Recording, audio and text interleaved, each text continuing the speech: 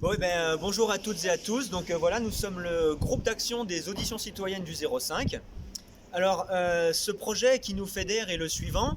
Les auditions citoyennes consistent en réalité à aller à la rencontre de tout à chacun en faisant du porte-à-porte, village par village, maison par maison, afin de recueillir et de récolter les problèmes, mais aussi les points positifs qui concernent le quotidien des habitants du territoire.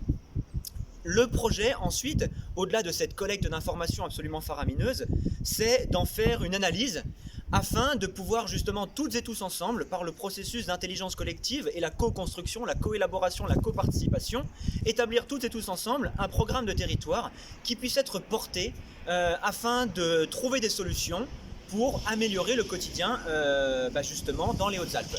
Ce processus, au-delà d'être local, entend bien sûr aussi être généralisé et être porté par la structure complète de la France Insoumise afin de pouvoir dynamiser l'ensemble de la question politique sur le territoire national.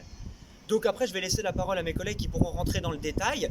Mais le second plan et la seconde étape de ce processus de construction et de coparticipation, au-delà des auditions, c'est bien sûr les agoras, à la fois citoyennes, qui sont faites dans chaque village, mais aussi à la fois thématiques sur des problèmes plus généraux et plus structuraux. Les agoras citoyennes, elles permettent justement de se réunir en groupe après avoir fait les auditions et de justement, autour d'un débat, établir des mesures, ou du moins des pré-mesures, qui peuvent ensuite être retravaillées tout d'abord avec des débats contradictoires plus grands, mais aussi finalement peut-être même sous forme d'ateliers des lois, afin de proposer des choses les plus concrètes et les plus solides possibles. Les agoras thématiques, quant à elles, servent à justement questionner des thèmes comme se nourrir, se soigner, se déplacer, travailler sur nos territoires, afin de justement pouvoir porter des solutions sur ces thèmes structurants pour la vie quotidienne. Voilà, donc je ne sais pas si je vais poursuivre. Veulent échanger. Je poursuis en quelques mots, c'est simplement pour dire qu'évidemment le programme de l'avenir en commun, on le connaît. Mais là, évidemment, on va y voir les priorités du territoire. Et en général, on voit qu'il y a quelque chose qui se met ensemble entre ce que disent les gens et le programme qu'on veut d'un changement social, démocratique, écologique. Ça, c'était la première chose que je voulais dire. Et la dernière chose qui n'a pas été dite, c'est un peu comment on les mène, ces auditions. Bien, on va simplement demander aux gens comment ça va. Comment ça va, et les gens, qu'est-ce qui va pas, mais de à la fois leur petit territoire, jusque la France, jusque le monde, jusque la planète. Et à partir de ce que les gens nous disent, on leur demande qu'est-ce qu'il faudrait faire. Et bien les gens, à partir de qu'est-ce qu'il faudrait faire, ils nous donnent plein d'idées et ils nous donnent des mesures locales. Mais effectivement, souvent c'est voilà, on avance avec ça et donc on a besoin, comme dit Thomas, de se revoir après à plusieurs, etc. Mais aussi, on leur demande qu'est-ce qu'ils font déjà et parfois, on peut les mettre en lien avec des associations existantes, on peut essayer de voir des choses qu'on peut faire ensemble. Alors, ce qui serait sympa, c'est de voir un petit peu, ici, à travers toutes les personnes, qu'est-ce que vous avez déjà vécu, vous, comme audition, et en quoi c'est intéressant. Ok.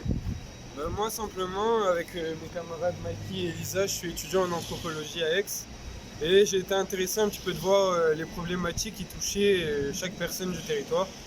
Je pense notamment à une audition que j'ai pu faire sur une personne qui se plaignait de la pose de panneaux photovoltaïques. Et c'était une problématique que moi j'avais pas eu la chance de rencontrer avant et que j'ai pu découvrir notamment à travers les auditions. Voilà, simplement je vais laisser la parole à Mikey et Lisa si vous voulez Bien sûr.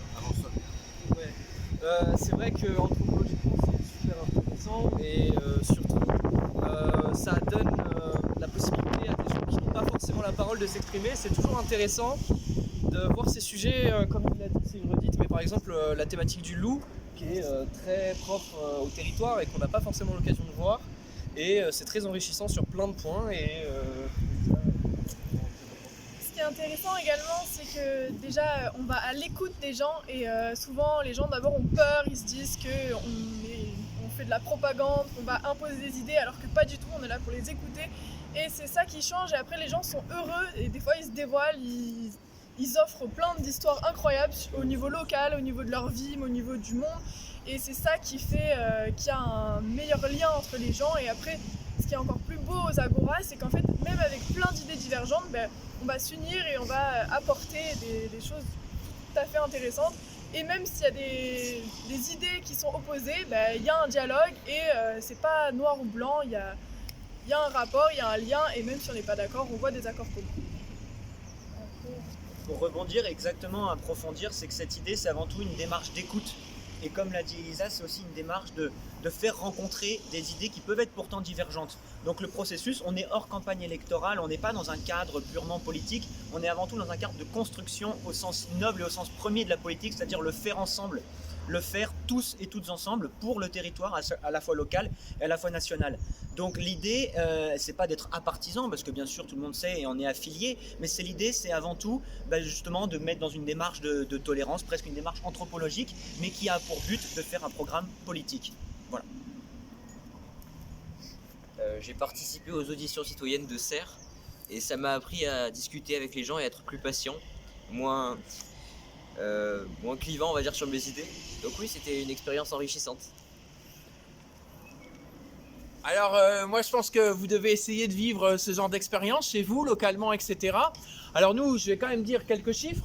C'est qu'on a écrit 530 auditions, qu'on a retranscrit, mais on en a déjà presque 1000 qui ont été filmés, etc. Mais on a des milliers qu'on a fait, on n'arrive plus à retranscrire, on n'arrive plus à faire, et on a besoin de coups de main. S'il y en a qui veulent à un moment avoir 2-3 heures devant eux, aider à retranscrire des auditions, ça nous permet d'avoir une analyse complète du territoire, ce que les gens pensent. Et vraiment, n'hésitez pas, si vous avez à la fois, si vous habitez ce territoire, pour nous aider.